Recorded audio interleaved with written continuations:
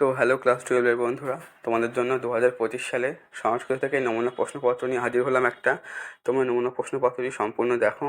তোমরা এই সম্পূর্ণ দেখলে তোমাদের কিন্তু 2025 সালে যে সংস্কৃত পরীক্ষাটা হবে সেখানে তোমাদের একটু বাদ না, সেখানে তোমরা 100 নাম্বারই কমন পেয়ে যাবে।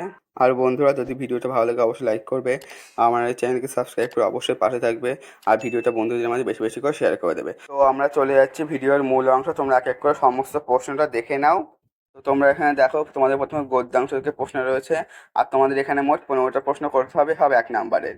এক দেখো হচ্ছে গণ্ডকোথান কোথায় দেখা যায়। অপশান এ বৈয়াকরণদের মধ্যে, অপশান বি জ্যোতিষশাস্ত্রে, অপশান সি সাংখ্যে, অপশান ডি পার্বত্য বনময় ভূমিতে। সঠিক উত্তর হবে অপশান ডি পার্বত্য বনময় ভূমিতে। 2 দাগ আর্যাবর্ত বর্ণনামের উৎস কি। Option A Nalachampu, option B Yashastilaka Champu, option C Champu Ramayana, option D Champu Bharatam. সঠিক উত্তর হবে অপশান এ নলচম্পু। 3 দাগ হচ্ছে কশ্যপের ভাইকে। অপশান এ অল্পর্বা, option B Kashyap, option C Indradaman, আর অপশান ডি ইন্দ্রবর্মা। সঠিক উত্তর হবে অপশান এ অল্পর্বা। 4 চীনাংশ কি। অপশান এ চীন দেশের অংশ, অপশান বি চীনের প্রাচীর, অপশান সি রেশমের বস্ত্র, অপশান ডি একজন রাজা। সঠিক উত্তর হবে অপশান সি রেশমের বস্ত্র। তারপর তোমাদের পদ্যাংশ থেকে প্রশ্ন রয়েছে 5 গঙ্গাস্তোত্রম কে লিখেছেন। Option A Shankaracharya, option B Vedavyasa, option C Trivikram Bhatta, option D Shakespeare. সঠিক উত্তর হবে অপশান এ শঙ্করাচার্য। তারপরে 6 প্রশ্ন হচ্ছে নিষ্কাম কর্মের দ্বারা কে সিদ্ধিলাভ করেছেন। Option A Krishna, option B Arjun, option C Vedavyasa, option D Janak. সঠিক উত্তর হবে অপশান বি অর্জুন। 7 দাগ কল্পলতা কাকে বলা হয়েছে। Option A Kamadhenu, option C Surabhi, option D Ganga, আর অপশান ডি গীতা। সঠিক উত্তর হবে অপশান ডি গঙ্গা। এখানে একটু অপশানগুলো উল্টো পাল্টা হয়ে গেছে।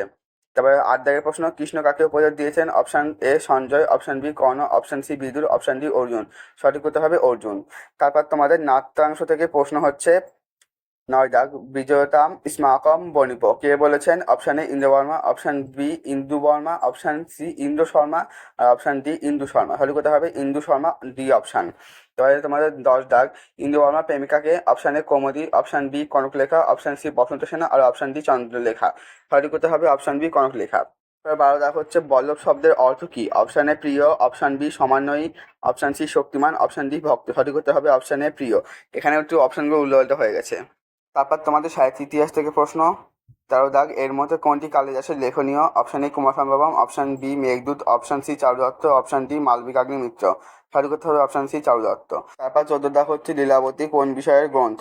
অপশান এ গণিত, অপশান বি জ্যামিতি, option C Ayurveda, option D নাটক। সঠিক উত্তর হবে অপশান এ গণিত। তারপর 15 দাগ হচ্ছে মোজা রাক্ষস কে লিখেছেন। Option A Kalidas, option B Vishakh Datta, option C Shudrak, আর অপশান ডি জয়দেব। সঠিক উত্তর হবে অপশান ডি বিশাখ দত্ত। তারপর তোমাদের 1 নম্বরের কোশ্চেন মোট 11টা লিখতে হবে। প্রথম গদ্যাংশ থেকে যে কোনো 3টি লিখতে হবে তোমাদের। 1 নম্বর হচ্ছে কুলস্থিতের সঙ্গে কার তুলনা করা হয়েছে। 2 ওটজ এর অর্থ কি।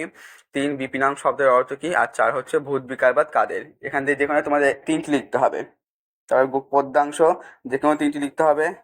5 হচ্ছে গঙ্গাজলের মহিমা কোথায় কীর্তিত। 6 বিধু কথার অর্থ কি। আর 7 হচ্ছে ভগবদ গীতায় কটি অধ্যায় আছে। তারপর 8 দাগের প্রশ্ন হচ্ছে কর্মেন্দ্র কতগুলি। তারপর তোমার নাট্যাংশ থেকে যে কোনো 3টি লিখতে হবে। 9 রাজার বিয়ের আর কতদিন বাকি। 10 বাসন্তীর স্বপ্নামের অনুবাদকর্তাকে।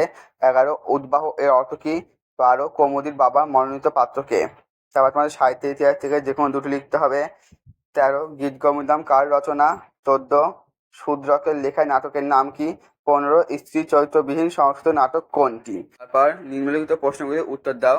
তোমাদের 4টে প্রশ্ন আছে, তোমাদের প্রত্যেকটা প্রশ্নের মান 5 করে, মোট 20 নাম্বার। তোমাদের গদ্যাংশ থেকে যে কোনো একটি লিখতে হবে। অপশান মানে প্রথম প্রশ্ন হচ্ছে অসৌ সপদী নিকটবর্তী নং মহিরুহম আরুরোহ। মহিরুহ শব্দের অর্থ কি। কে কেন মহিরুহে আরোহণ করলো। মহিরুহ আরোহণ করে সে কি দেখলো। বি আর্যাবর্তকে কার সঙ্গে তুলনা করা হয়েছে এবং কেন। যে কোনো একটি লিখতে হবে। তারপর তোমার পদ্যাংশ থেকে যে কোনো একটি লিখতে হবে। সি ভগীরথ ভীষ্মজননী মুনিবার কন্যা। গঙ্গার এই 3টি নামে তাৎপর্য বিশ্লেষণ করো। ডি মিথ্যাচার কাকে বলা হয়েছে লেখো। তারপর তোমাদের নাট্যাংশ থেকে যে কোনো একটি লিখতে হবে। প্রথম প্রশ্ন ইন্দ্রবর্মা ও কৌমুদীর কথোপকথন সংক্ষেপে লেখো। আর 2 নম্বর প্রশ্ন ইন্দ্রবর্মা ও কনকলেখার কথোপকথন সংক্ষেপে বর্ণনা করো। যেখানে তোমাদের একটি লিখতে হবে। তারপর তোমাদের সাহিত্য ইতিহাস থেকে যে কোনো একটি লিখতে হবে। এখান থেকেও জি প্রাচীন ভারতের চিকিৎসা শাস্ত্রের চর্চা নিয়ে অল্প কিছু লেখো। লাস্ট কোশ্চেন এইচ মেঘদূত নিয়ে সংক্ষেপে টিকা লেখো। তারপর তোমাদের 2 নম্বরে আছে ভাব সম্প্রসারণ করো। যে কোনো একটি। 4 নম্বরে তোমাদের এই যেমন একটি করতে হবে। প্রথম প্রশ্ন হচ্ছে স্বধর্মের নিধনাং সে পরধর্ম ভয়াবহ। আর 2 নম্বর হচ্ছে তব কৃপায়া চেন্মাস স্রোত স্নাত পুনরপি জঠরে ষোঢপি ন জাত। তোমরা বইয়ের থেকে খুঁজে নিও। এবার তোমাদের 3 নম্বরে নিম্ন লেখাঙ্কিত পদগুলির কারণ সহ মানে কারক বিভক্তি নির্ণয় করো, যে কোনো 3টি লিখতে হবে তোমাদের। এ শিশু অঙ্গনে কিরতি, বি কৃষ্ণায় স্বস্তি, সি মুশিক মাজা রাত বিভেতি, আর ডি হচ্ছে গণেশয় মোদকং রচতে। তারপর তোমাদের চার দাগ হচ্ছে তোমাদের বিগ্রহ সহ সমাসের নাম লেখো, যে কোনো 2টি লিখতে হবে তোমাদের। এখানে 2 নাম্বার করে এক একটার মান। প্রথম এক দাগ হচ্ছে চক্রপাণি, বি হচ্ছে ভীষ্মজননী, আর সি হচ্ছে গ্রামান্তরম, যেগুলো তোমাদের 2টি লিখতে হবে এখান থেকে। তারপর তোমাদের 5-এ আছে নিম্নলিখিত শব্দ যুগলের অর্থ পার্থক্য, যে কোনো 2টি লিখতে হবে এখান থেকেও। প্রশ্ন হচ্ছে অহবায়তী অহবায়তে, বি পুত্রিয়তি পুত্রয়াতে, আর সি হচ্ছে ভুনক্তি ভুনক্তে। তারপর তোমার 6 দাগের এক কথায় প্রকাশ, যে কোনো 3টি করতে হবে। প্রথম শিব অশ্ব দেবতা, বি জ্ঞাতমিচ্ছতি, সি অতিশয়ন বলবান, আর ডি হচ্ছে জননাং সমূহ। তা তোমার 7 পরিনিষ্ঠিত রূপ, যে কোনো 3টি লিখতে হবে। এ নীল যোগ ইমনিত, বি রাজন যোগ ধীপ, সি গুণ যোগ মতুক, আর ডি কুন্তি যোগ ঢপ। তারপর তোমাদের 8-এ আছে যে কোনো একটি প্রশ্নের উত্তর দাও। 5 নম্বরে তোমার যে কোনো একটি করতে হবে। তো এখানে তোমাদের সাহিত্য ইতিহাস থেকে প্রশ্ন। প্রথম প্রশ্ন হচ্ছে ইন্দো ইউরোপীয় ভাষাকোষী 10টি শাখার নাম ও সংক্ষিপ্ত পরিচয়, আর 2 নম্বর হচ্ছে কেন্তুম ও শতম সম্পর্কে টিকা লেখো।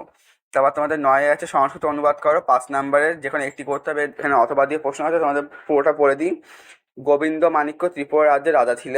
তার ভাই নক্ষত্র রায়, তারা একদিন সকালে গোমতী নদীর স্নান করছিল। হঠাৎ তারা নদীর পাড়ে একটি বালিকাকে দেখতে পেলেন। বালিকা তার ভাইয়ের সঙ্গে খেলা করছিল। আর এর অথবা দিয়ে রয়েছে এক গ্রামে একজন সত্যবাদী মানুষ বাস করত, তার নাম ক্ষুদিরাম। তার কনিষ্ঠ পুত্রের নাম গদাধর। গদাধর খুব বুদ্ধিমান ও ভক্ত ছিল। সে পরে রামকৃষ্ণ নামে পরিচিত হয়। এগুলো তোমাদের সমস্ত ট্রান্সলেট করে লিখতে হবে। তারপর তোমাদের 10 নম্বরে আছে যে কোনো একটি বিষয় সংস্কৃতের নিবন্ধ রচনা করো। 5 নম্বরে তোমাদের কিন্তু এখানে সংস্কৃতে লিখতে হবে। এক হচ্ছে মম প্রিয় কবি, আর বি হচ্ছে মম দেশ, আর সি হচ্ছে মহাভারতম। তোমাদের কিন্তু এই 3টে যে কোনো একটি সংস্কৃতে লিখতে হবে। বন্ধুরা, তোমরা দেখলে আজকে এই নমুনা প্রশ্নপত্রটি, তোমাদের কেমন লাগলো? ভালো লাগলে অবশ্যই লাইক করবে, আর আমার চ্যানেলকে সাবস্ক্রাইব করে অবশ্যই পাশে থাকবে। আর বন্ধুরা, এই নমুনা প্রশ্নপত্র মানে যেসব প্রশ্নগুলো সব কিন্তু খুবই ইম্পর্টেন্ট, আর তোমরা খুব সুন্দর করে সব মুখস্থ করে নিও। আর তোমরা যদি এরকম আরও নমুনা প্রশ্নপত্র চাও অন্য কোনো সাবজেক্টে, তাহলে তোমরা অবশ্যই কমেন্ট করতে পারো। আমি সেরকম নমুনা প্রশ্নপত্র নিয়ে তোমাদের সামনে হাজির হব। তো বন্ধুরা, আর এই ভিডিওটা বেশি বেশি করে বন্ধুদের মাঝে বেশি বেশি করে শেয়ার করো, যাতে তারাও পরীক্ষায় একটু উপকৃত হতে পারে এই প্রশ্নটা দেখতে পেয়ে। তো বন্ধুরা, আজকে আমি ভিডিওটা এখানেই শেষ করছি। তো দেখা হবে অন্য কোনো পরবর্তী ভিডিওতে।